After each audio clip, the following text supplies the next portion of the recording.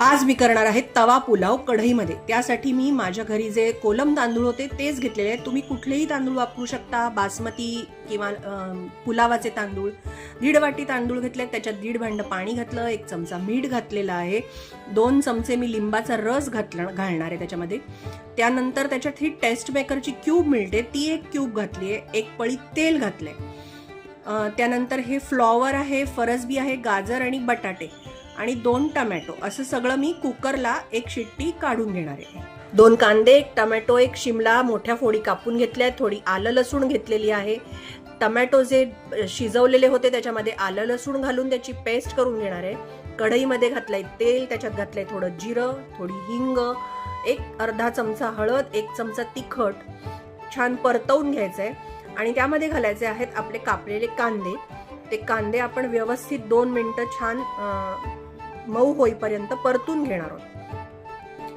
कांदे परतून झाल्यावर त्याच्यावर घालायचे आहेत शिमला मिरची आणि टोमॅटो, ते सुद्धा व्यवस्थित परतून घ्यायचंय। भाज्या मध्ये आपण मीठ घातलं नव्हतं, भातामध्ये घातलं होतं, त्यामुळे भाजी पुरतं आता आपण मीठ घालून घेणार आहोत। पुन्हा एकदा व्यवस्थित पुन्हा मिक्स करून घ्यायचंय सगळं आणि मग त्याच्यात घालायचे थोडेसे मटार, अर्धी वाटी मी ब्लांच केलेले मटार घातलेले आहेत। ह्या शिजवलेल्या भाज्या ज्या आहेत त्याही आता मिक्स करून घेतलेल्या आहेत आणि त्यानंतर आपण घालणार आहोत ही पेस्ट जी टोमॅटो आणि आलं लसणाची करून ठेवलेली होती ती। सगळं व्यवस्थित मिक्स करून घ्यायचंय आणि मग 2 मोठे चमचे अंदाजे पावभाजी मसाला मी त्याच्यामध्ये घालते आहे।